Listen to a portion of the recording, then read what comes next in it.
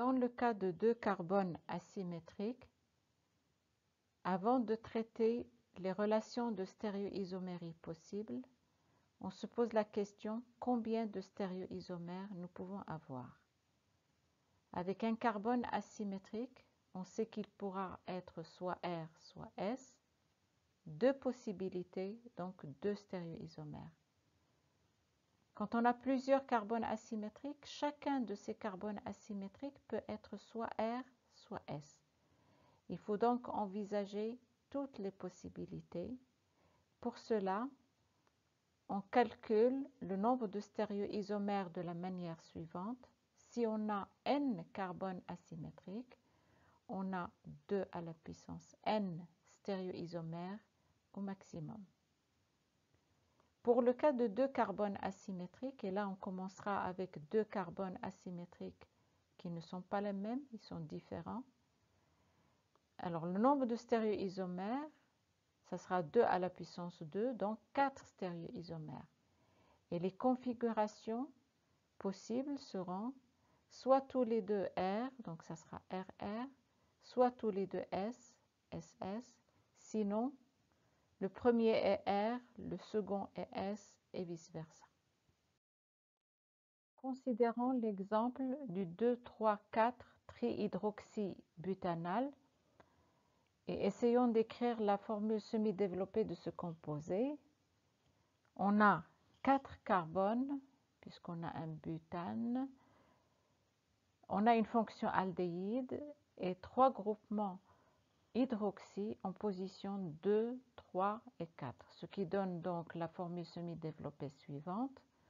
On voit qu'on a bien 2 carbones asymétriques. Donc voilà la numérotation de la chaîne.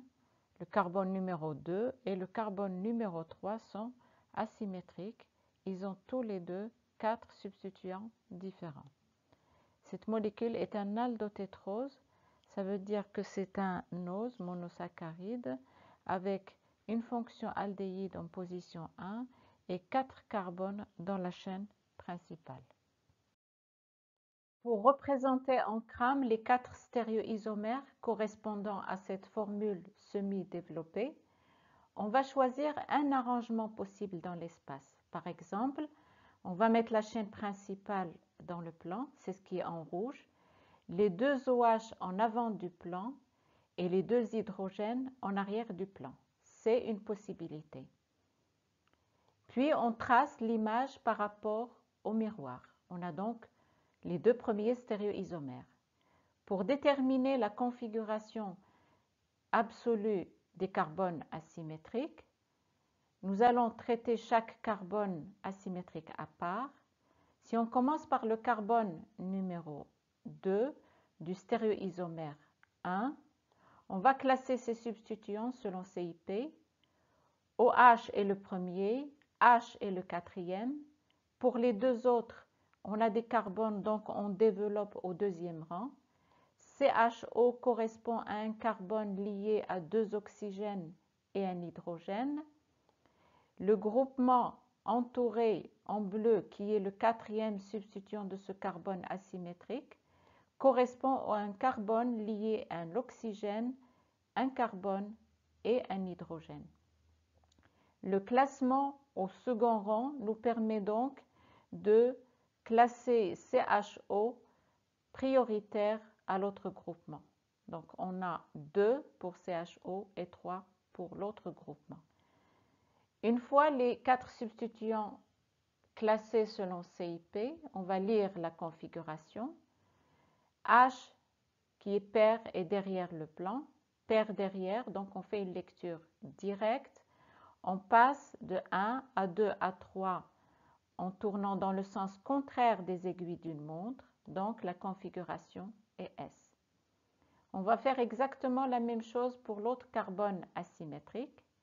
On classe ces substituants selon CIP. OH est le premier, H est le quatrième. Pour les deux autres, on développe au deuxième rang. CH2OH est un carbone lié à l'oxygène et 2 hydrogènes. Pour l'autre groupement entouré en bleu, ça correspond à un carbone lié à un oxygène, carbone et H. La comparaison au deuxième rang nous permet de classer. Et donc, on a le groupement entouré en bleu qui est classé deuxième et CH2OH troisième. Pour la lecture de la configuration absolue, nous avons paire derrière, donc la lecture est directe. On passe de 1 à 2 à 3 dans le sens contraire des aiguilles d'une montre, donc la configuration est S. Les configurations des carbones asymétriques pour le stéréoisomère 2 peuvent être déduites. On sait que lorsqu'on a un carbone asymétrique, quand on fait l'image par rapport au miroir, la configuration absolue est inversée. Ici, on a deux carbones asymétriques, donc on va inverser les deux configurations et on aura donc 2R, 3R.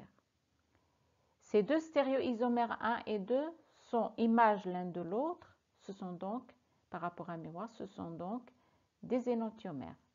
Pour trouver les deux autres stéréoisomères, on va choisir par exemple le stéréoisomère 1 et on va changer la configuration d'un seul carbone asymétrique. On va par exemple permuter H et OH du carbone numéro 3. H était en arrière, on la met en avant, et OH était en avant, on le met en arrière. Puis on trace l'image par rapport au miroir et ça nous donne le quatrième stéréoisomère. Les configurations absolues des carbones asymétriques peuvent être déduites. Pour la configuration du stéréoisomère 3, on sait que le carbone numéro 3 a subi une permutation, donc la configuration est maintenant R au lieu de S. Pour le carbone numéro 2, on n'a rien changé, donc c'est S.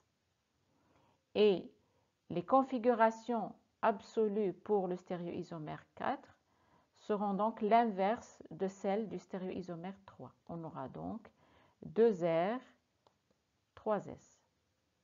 Ce sont donc des énantiomères puisqu'ils sont images l'un de l'autre par rapport à un miroir.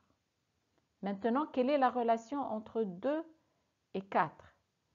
Ces deux stéréoisomères ne sont pas images l'un de l'autre par rapport à un miroir. On dit que ce sont des diastéréoisomères. Pareil pour 1 et 3. Il en est de même pour 2 et 3 et également pour 1 et 4. On sait que deux énantiomères, ce sont des stéréoisomères qui sont images l'un de l'autre par rapport à un miroir. Et là, on donne la définition générale de diastéréoisomérie. Deux diastéréoisomères sont des stéréoisomères qui ne sont pas images l'un de l'autre par rapport à un miroir.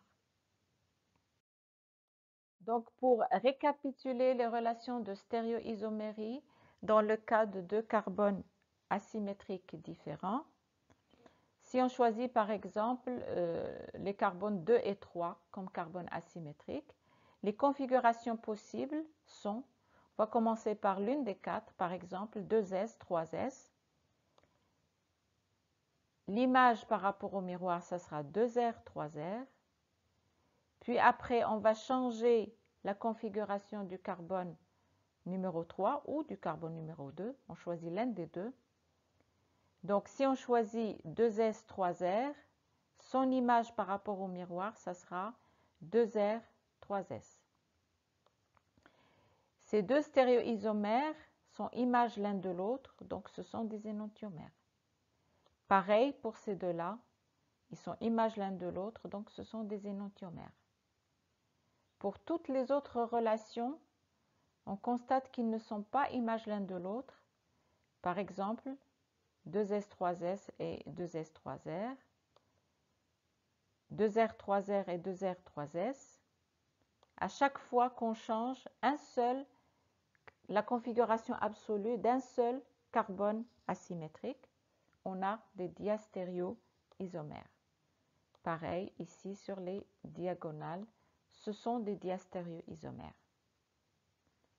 Donc dans le cas général, on va dire que pour passer d'un composé à son énantiomère, on va changer la configuration absolue des deux carbones asymétriques, parce qu'on fait l'image par rapport au miroir.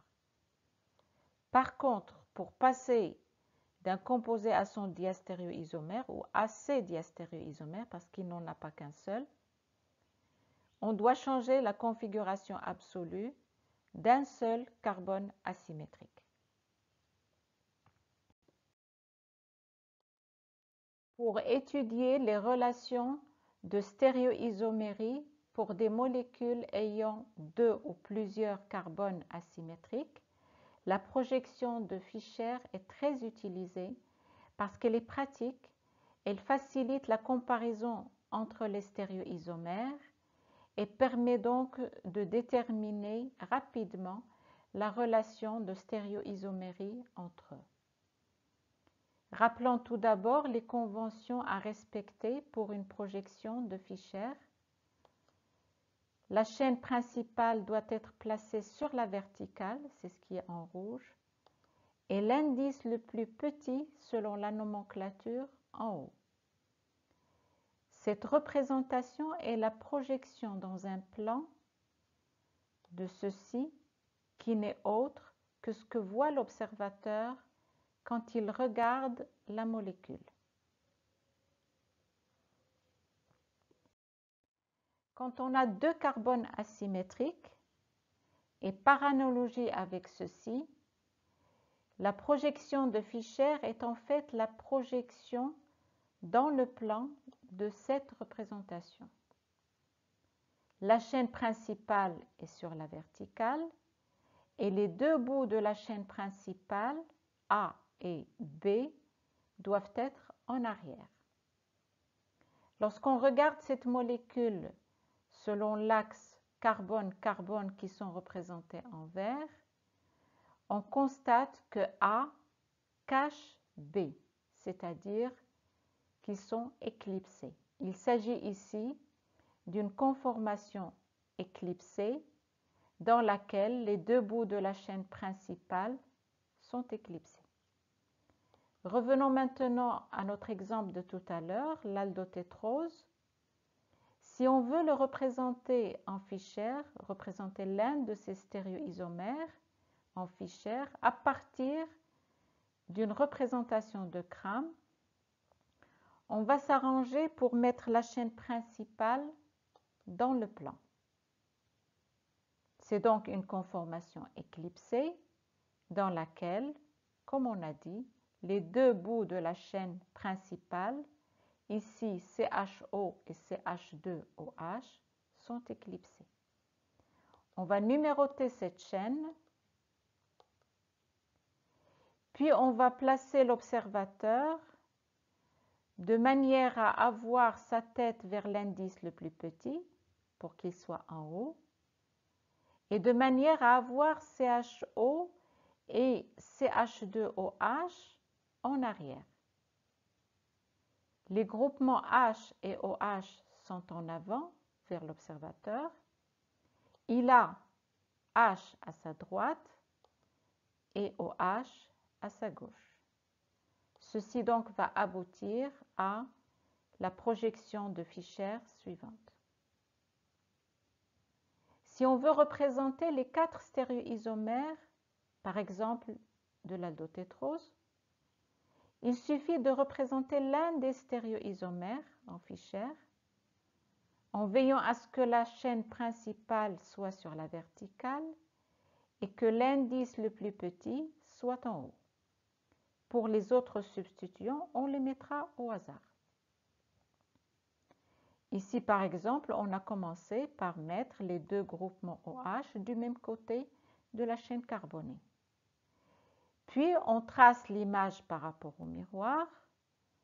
Ensuite, pour trouver les deux autres, on va faire une permutation sur l'un des deux carbones asymétriques à partir de l'un des deux stéréoisomères représentés. Ici, par exemple, on va faire une permutation entre H et OH sur le carbone 2 du premier stéréoisomère. puis on trace l'image par rapport au miroir. On voit donc qu'on peut représenter les 4 stéréoisomères facilement en projection de Fischer. Je précise ici que la permutation correspond à des cassures de liaison et de formation de nouvelles liaisons. Pour permuter H et OH, on a cassé la liaison carbone-oxygène et carbone-hydrogène. Puis on a formé 2 autres liaisons de l'autre côté. Donc, pour passer d'une configuration à l'autre, pour changer de configuration, on casse des liaisons. Contrairement aux conformations, puisque pour passer d'une conformation à l'autre, on fait une simple rotation autour de la liaison carbone-carbone. Il faut bien distinguer la différence entre les deux. Si maintenant on veut déterminer les configurations absolues des 4 stéréoisomères représentés, il suffit de déterminer ces configurations pour un stéréoisomère et de déduire les autres.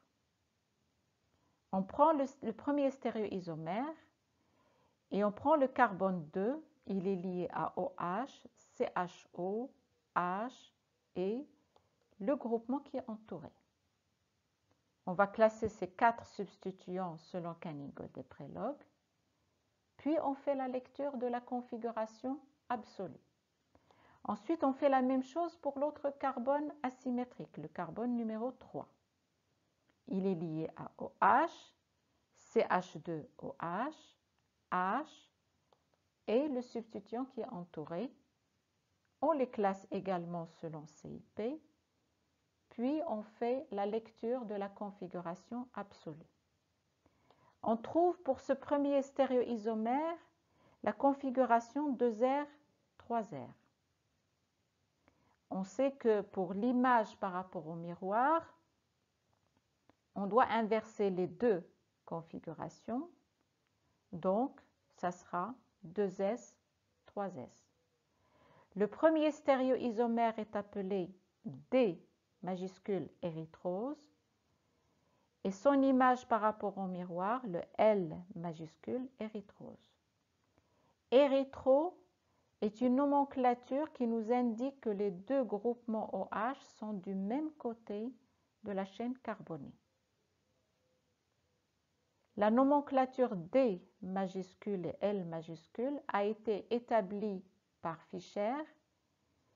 D majuscule veut dire que le groupement OH qui est lié au dernier carbone asymétrique de la chaîne carbonée est à droite. Lorsque OH est à gauche, il est appelé L. Cette nomenclature a été établie pour les sucres. Pour les 2 stéréoisomères qui restent, les configurations vont être déduites également. On sait qu'on a fait une permutation, donc on a changé la configuration du carbone 2. Il était 2R, donc il est 2S. Par contre, la configuration du carbone 3 n'a pas changé. Pour l'image par rapport au miroir, on va inverser les 2 configurations. Donc, ça sera 2R, 3S. Le troisième stéréoisomère est appelé D majuscule tréose et le dernier est appelé L tréose. Tréo veut dire que les 2 groupements OH sont de part et d'autre de la chaîne carbonée. La configuration est grande D parce que OH lié au dernier carbone asymétrique est à droite. Et pour le 4e stéréoisomère, c'est L parce que cet OH est à gauche.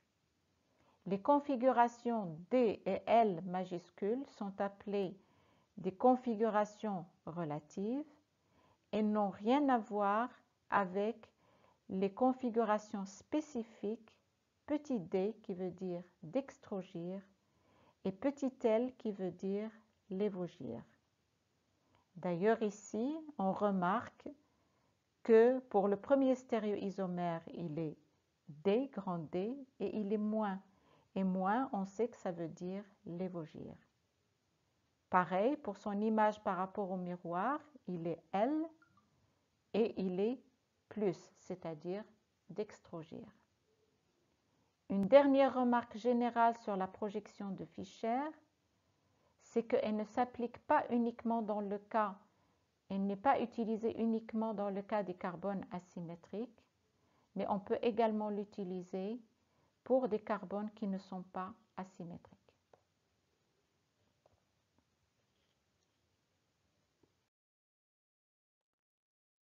Donc, après avoir vu le cas des deux carbones asymétriques différents, on va voir maintenant le cas des molécules qui ont deux carbones asymétriques identiques.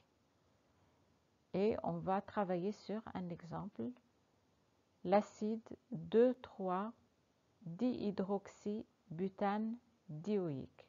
On a donc 4 carbones, 2 fonctions acides en position 1 et 4, et en position 2 et 3, on a 2 groupements OH. Le nom trivial de ce composé, c'est l'acide tartrique. Et donc la formule semi-développée est la suivante. On voit qu'on a bien 2 carbones asymétriques, mais la particularité par rapport à l'exemple qu'on a vu précédemment, c'est que ces 2 carbones asymétriques ont chacun, bien sûr, 4 substituants différents, mais ces 4 substituants différents sont les mêmes pour les 2 carbones. On a les substituants, c'est CO2H, H, OH, et c'est H, OH, CO2H. Et c'est la même chose pour les 2 carbones asymétriques. Alors, avec 2 carbones asymétriques, bien entendu, 2 à la puissance n, n étant égal à 2, on devrait s'attendre à 4 stéréoisomères. Pour représenter en crâne les 4 stéréoisomères de l'acide tartrique, on va procéder de la même manière. On va choisir un arrangement possible dans l'espace, ce qui nous permet de représenter le stéréoisomère 1, puis on trace son image par rapport au miroir. On examine est-ce que ces deux molécules sont superposables ou pas. On peut faire glisser 2 sur 1, la faire tourner dans tous les sens. On constate que ces deux stéréoisomères ne sont pas superposables. Ce sont donc des énantiomères optiquement actifs. Pour représenter les 2 autres stéréoisomères, on va procéder de la même manière. On fait une permutation au niveau de l'un des 2 carbones asymétriques, puis on trace l'image par rapport au miroir. Ceci nous donne les 2 stéréoisomères 3 et 4, et on constate ici que chacun de ces stéréoisomères a un plan de symétrie, puisque nous avons exactement la même chose de part et d'autre de ce plan de symétrie. Ces 2 molécules, puisqu'elles possèdent un plan de symétrie, elles ne sont pas chirales. On dit que ces 2 stéréoisomères sont achiraux. Est-ce qu'ils sont superposables? Si on essaye de faire glisser 4 sur 3, on va constater que tous les substituants seront superposables. Ces 2 molécules ne sont pas dédoublables. En fait, il s'agit de la même molécule, il s'agit du même stéréoisomère qu'on appelle méso. Et comme il est achiral, son pouvoir rotatoire est nul. On parle d'une molécule optiquement inactive. En représentation de Fischer, nous allons voir qu'il est beaucoup plus pratique de voir justement l'existence du plan de symétrie et il est très simple de comparer les stéréoisomères quand vous avez 2 ou plusieurs carbones asymétriques. Alors si on prend l'exemple de l'acide tartrique, on peut représenter en Fischer les deux premiers stéréoisomères. Par exemple, on peut mettre les deux groupements OH de part et d'autre de la chaîne carbonée. Les configurations, vous pouvez vous exercer à les refaire. Vous avez 2S, 3S pour le composé 1 et 2R, 3R pour le stéréoisomère 2. Ces deux stéréoisomères ne sont pas superposables, il n'y a pas d'élément de symétrie, il n'y a pas de plan de centre ou de plan de symétrie, et donc ce sont des énantiomères. Si maintenant on fait une permutation de H et OH qui sont liés au carbone numéro 3 à partir du stéréoisomère 1, ceci va nous donner le stéréoisomère 3, puis on trace son image par rapport au miroir. Le stéréoisomère 3 et 4 montre que les deux groupements OH sont du même côté, tous les deux en avant, puisqu'ils sont sur l'horizontale, et les deux H du même côté. On a en haut de la chaîne principale un CO2H et en bas un CO2H, et donc on a un plan de symétrie. La configuration du carbone numéro 3 a changé puisqu'on a permuté H et OH, et donc on a pour le stéréoisomère 3 2S 3R et pour 4 2R 3S. En fait, du fait de la présence du plan de symétrie, on constate que ces deux stéréoisomères sont superposables, il s'agit de la même molécule, et donc au total, au lieu d'avoir 4 stéréoisomères, on a uniquement 3 stéréoisomères. 2S, 3S et 2R, 3R qui sont énantiomères, c'est un couple d'énantiomères, et 2S, 3R qui est la forme méso. On peut en déduire qu'à chaque fois qu'on a deux carbones asymétriques identiques, si la configuration est 2S, 3R, ça veut dire qu'il s'agit du méso qui est optiquement inactif. Nous avons vu jusqu'à présent dans la stéréoisomérie de configuration l'isomérie optique qui est liée à la présence de carbone asymétrique. Et on peut récapituler ce qu'on a vu jusqu'à présent. Quand on a un carbone asymétrique, ceci correspond à deux stéréoisomères qui sont tous les deux optiquement actifs. Quand on a deux carbones asymétriques différents, on a 4 stéréoisomères qui sont ici aussi tous optiquement actifs. Par contre, lorsqu'on a deux carbones asymétriques identiques, le nombre de stéréoisomères n'est que de 3, qui correspond à un couple d'énantiomères, tous les deux optiquement actifs bien sûr, et la forme méso qui est optiquement inactive. Après avoir vu l'isomérie optique qui est liée à la présence de carbone asymétrique, nous allons voir l'isomérie géométrique. Et pour commencer, on va traiter le cas des molécules qui possèdent une double liaison. Nous savons tous que lorsqu'on a une double liaison, il y a une rigidité, c'est-à-dire qu'il n'y a pas de possibilité de libre rotation autour de cette liaison. Ceci vient du fait que la liaison pi, qui résulte d'un recouvrement latéral entre les deux orbitales non hybridées, empêche la rotation autour des deux carbones sp2. Si la libre rotation n'est pas possible, et si les deux carbones sp2 portent chacun deux substituants différents, on va avoir deux stéréoisomères possibles. Ces deux stéréoisomères sont appelés isomères géométriques. Et comme ils ne sont pas images l'un de l'autre par rapport à un miroir, ce sont des diastéréoisomères. Pour distinguer ces deux stéréoisomères, pour faire la différence entre eux, on va utiliser la nomenclature Z et E. comme on a utilisé la nomenclature R et S pour un carbone asymétrique. Alors donc, comment déterminer la configuration Z et E d'une double liaison? On va prendre chaque carbone sp2 de la double liaison et on va classer ces substituants selon les règles séquentielles de Kahn-Ingold et Prelog à part. Puis on regarde. Si les deux substituants prioritaires selon les règles CIP sont du même côté de la double liaison, la configuration est dite Z. On va voir ceci sur un exemple. On a donc une double liaison. On va classer les deux substituants de ce carbone. CO2H est prioritaire à CH3. Après, on ne les regarde plus et on classe à part les deux autres substituants de l'autre carbone, sp2.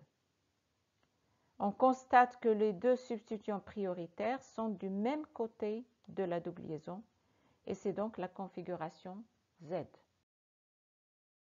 Si maintenant les deux groupements prioritaires selon Kahn-Ingold et Prelog sont de part et d'autre de la double liaison, la configuration de la molécule est alors E.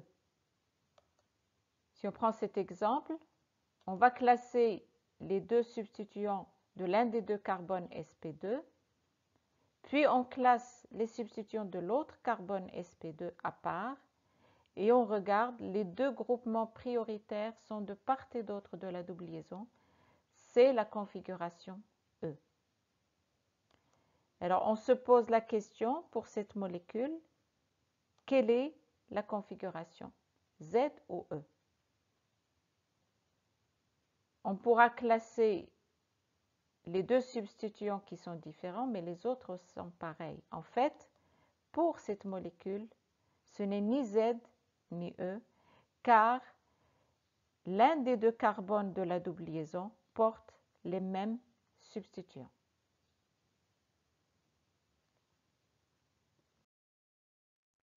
Si l'on considère l'exemple du 2-méthylbute-2-énal, on écrit d'abord la structure semi-développée. Nous avons 4 carbones dans la chaîne principale, une fonction aldéhyde, une double liaison en position 2 et un méthyle également en position 2. Ceci conduit à la formule semi-développée suivante avec la partie du méthyle condensé. Si on développe plus l'écriture, il y a deux possibilités. On peut mettre le CHO et H du même côté de la double liaison, ou bien CHO et le méthyle du même côté. Pour déterminer les configurations de ces deux stéréoisomères, on va classer les substituants de chaque carbone sp2. Le CHO est prioritaire au méthyle. Pour l'autre carbone sp2, le méthyle est prioritaire à H. Ici, les deux groupements prioritaires sont de part et d'autre de la double liaison. C'est donc la configuration E. Pour l'autre stéréoisomère, CHO est prioritaire au méthyle et le méthyle prioritaire à H. On constate que les deux groupements prioritaires sont du même côté de la double liaison. C'est donc la configuration Z. Si on veut donner le nom exact du stéréoisomère, il faut préciser sa configuration. Autrement dit, la configuration de la double liaison. Donc, pour le premier stéréoisomère, on va prendre le nom 2-méthylbute-2-énal et on le fait précéder de la configuration de la double liaison. De même, pour le deuxième stéréoisomère, ça sera le Z 2-méthylbute-2-énal.